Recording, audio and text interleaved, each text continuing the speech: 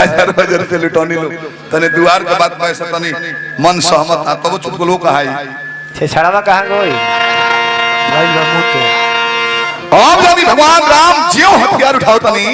लोग उसके वध करे खातिर नंबर बोलो काला जो है बबुआ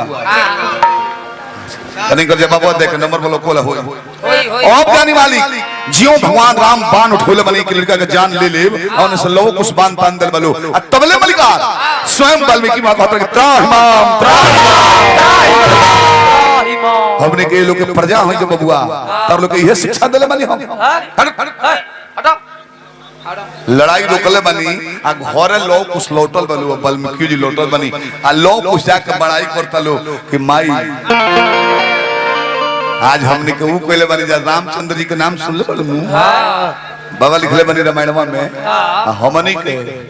उनकर भाई सुम्मे की जब के घोड़ा लेके अइले हैं शत्रुघ्न जी के मूर्छित कर देनी है जा का शत्रुघ्न के मूर्छित कर देला हलो वो है ना लक्ष्मण अइले हाथ लगी नरजीत के मरले बानी उन्हों के मूर्छित कर देनी है जा अब लड़कापन में बोलत आलो लक्ष्मण पर हाथ उठे रहा वो है ना भाई भरतो जी अइले हैं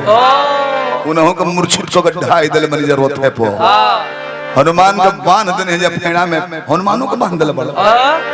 रे लइका के का कइले हो अरे रामो जी अइले हो उ त गुरुजी छोड़ा देने है जाके बीच में झगड़ा तो उनको दवाई दियाई रही हर हर सीता जी के आंख से लूर गिरता कैसे लोग कुछ जानत थोड़े रहलो कि हमर माई के नाम सीता हमनी के राम के लइका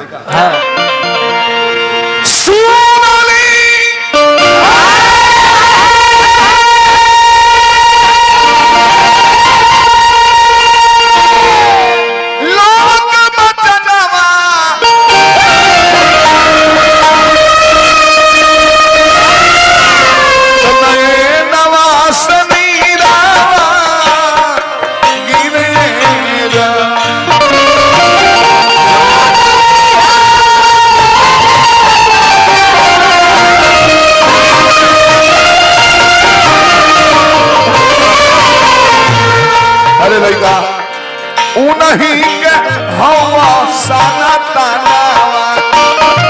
उन्हीं के हवा साना तानावा नैनवा से मीरावा गिरेरा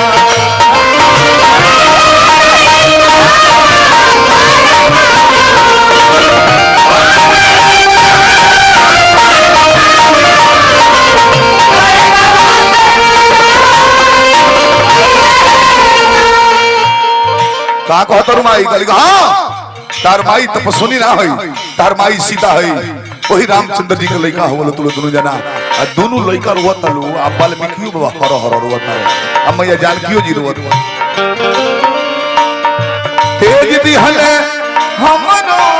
सजनम